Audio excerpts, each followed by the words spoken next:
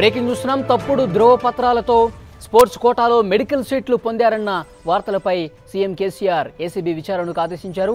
Sports quota దుర్వినియోగం అవుతుందని, అక్రమాలు జరుగుతున్నాయని ముందుగా 10 టీవీ వెలికి తీసింది. అర్హులైన విద్యార్థులకు తీవ్ర నష్టం జరుగుతుందని తెలిపింది. దీనిపై సీఎం కేసీఆర్ సమగ్ర విచారణకు ఆదేశించారు. అక్రమాలకు బాధ్యులైన వారిపై చర్యలు తీసుకుంటామని చెప్పారు సీఎం కేసీఆర్. మరింత సమాచారం తెలుసుకుందాం. మా ప్రతినిధి రాధిక ఫోన్ లైన్లో అందుబాటులో ఉన్నారు. రాధిక, తప్పుడు ధ్రువపత్రాలతో స్పోర్ట్స్ కోటాలో మెడికల్ సీట్లు పొందారని వార్తలు వచ్చాయి. ముందుగా మన 10 టీవీ దీనికి సంబంధించి ఒక ప్రత్యేక కథనాలు కూడా వేసింది. సో దీనికి సంబంధించి కేసీఆర్ కూడా స్పందించారు కదా, ఏంటి పూర్తి డీటెయిల్స్? SATS అంటే స్పోర్ట్స్ అథారిటీ ఆఫ్ తెలంగాణ సంబంధించి ఉన్నతాధికారులు చేతివాటానికి కొంతమంది విద్యార్థులు బలయ్యారని చెప్పుకోవాలి. ఎందుకంటే స్పోర్ట్స్ కోటాలో ఈ మెడికల్ సీట్ల విషయంలో అనేక ఆరోపణలు ఎదుర్కొంటా ఉన్నారు. ఇప్పుడు తాజాగా చూసినట్టయితే ఏకంగా ముఖ్యమంత్రి కేసీఆర్ ఆదేశాలు జారీ చేయటము, అట్లాగే దాన్ని ఏసీబీ విచారణకు కూడా ఆదేశించడం జరిగింది. తప్పుడు ధ్రువపత్రాలను సృష్టించి వాటిని నేషనల్స్ ఆడని వాళ్ళని నేషనల్స్ ఆడినట్లుగా, ఇంటర్నేషనల్ ఆడని వాళ్ళని ఇంటర్నేషనల్స్ ఆడి మెడల్స్ తీసుకున్నట్టుగా తప్పుడు ధ్రువపత్రాలను క్రియేట్ చేశారు. అలా క్రియేట్ చేయటం వల్ల అనేక మంది విద్యార్థులు స్పోర్ట్స్ కోటాలో సీటు దక్కక అర్హులైన వాళ్ళు ఎంతో మంది కూడా తీవ్రంగా నష్టపోయిన పరిస్థితి కనిపిస్తా ఉంది.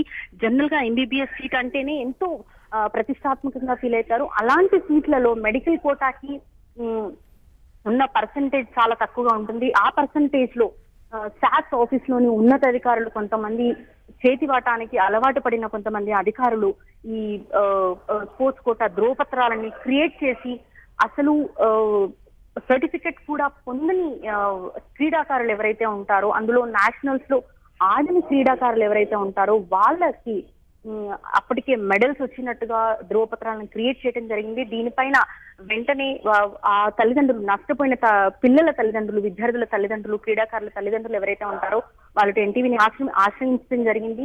దీంతో మనం చైర్మన్ ని కలవటము, అట్లాగే గవర్నమెంట్ దృష్టికి తీసుకెళ్లడము, అక్కడున్న ఉన్నతాధికారులను ప్రశ్నించడం జరిగింది. ఇప్పటికీ కూడా ఇంతకు ముందు ద్విసభ్య కమిటీని వేశారు. ఆ ద్విసభ్య కమిటీలో కూడా రిపోర్ట్ అక్కడ ఏం జరగనట్టుగా ఆరోపణలు ఎదుర్కొంటున్న అధికారులు ఎవరైతే ఉన్నారో అలాంటిది ఏమి జరగలేని మొదట అధికారులకు చెప్పినప్పటికీ తర్వాత ఏకసభ్య కమిటీ ఒకటి వేశారు, 1-man కమిటీ ఒకటి వేశారు. 1-man కమిటీలో కూడా ఈ తప్పుడు ధ్రువపత్రాలు క్రియేట్ చేసినట్టుగా ఉన్నతాధికారులు కొంతమంది అవినీతికి పాల్పడినట్టుగా తెలిసింది. దాంతో ప్రభుత్వము వెంటనే స్పందించిందని చెప్పుకోవాలి. ఇది సిఎస్ వరకు కూడా తల్లిదండ్రులు, క్రీడాకారుల తల్లిదండ్రులు, నష్టపోయిన విద్యార్థుల తల్లిదండ్రులు సిఎస్ వరకు కూడా తీసుకెళ్లారు.